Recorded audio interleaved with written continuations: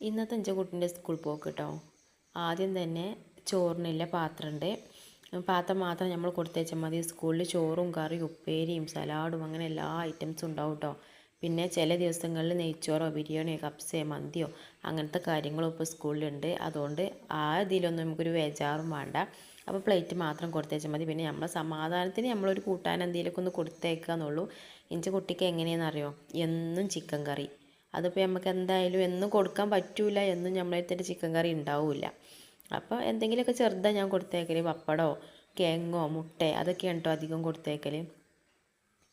ഓന് ഇത് മൂന്നും ആണെന്നുണ്ടെങ്കിലും എന്നും അത് പറ്റൂല. നിങ്ങൾക്ക് എന്നും ചിക്കൻ കറി ഉണ്ടാക്കിക്കൂടെ അങ്ങനെ പറയും. ആരെങ്കിലും ഏതെങ്കിലും മക്കളുണ്ടോ അതേമാതിരി ഇല്ലോല് ഉണ്ടെങ്കിൽ ഒന്ന് കമൻറ്റ് ചെയ്യട്ടോ. അപ്പോൾ ഇന്ന് പപ്പടമാണ് ഞാൻ കൊടുത്തേക്കണത്. ഏതായാലും കറിയും കാര്യങ്ങളൊക്കെ അവിടെ ഉണ്ടാവുമല്ലോ. പിന്നെ സ്നാക്സ് ടൈമിൽ കഴിക്കാനായിട്ട് ചെറുപഴം കൊടുത്തേക്കുന്നുണ്ട്. കുട്ടിക്ക് ഭയങ്കര ഇഷ്ടമാണ് ഈ ചെറുപഴം. ബേക്കറിയിലേറെയൊക്കെ നല്ലതാണല്ലോ, അപ്പോൾ അതുകൊണ്ട് അത് കൊടുത്തേക്കുന്നുണ്ട്. പിന്നെ ഇന്ന് ചൊവ്വാഴ്ചയാണല്ലോ, അതുകൊണ്ട് പാലുണ്ട് കേട്ടോ. അപ്പോൾ അതുകൊണ്ട് ഞാൻ അതിൻ്റെ ഗ്ലാസും സ്പൂണും കൊടുത്തേക്കുന്നുണ്ട്. പിന്നെ അതിക്ക് പാലിക്കിടാനുള്ള പഞ്ചസാര നിങ്ങൾക്ക് അറിയാലോ, പാലുള്ള ദിവസം പഞ്ചസാര എന്തായാലും വേണം. കാരണം ആദ്യമൊന്നും പാലുണ്ടാവുമ്പോഴേ പാല് കുടിച്ചൂലേനി കേട്ടോ. അപ്പോൾ ഇച്ച് തോന്നിയൊരു ഐഡിയ ആണിത്.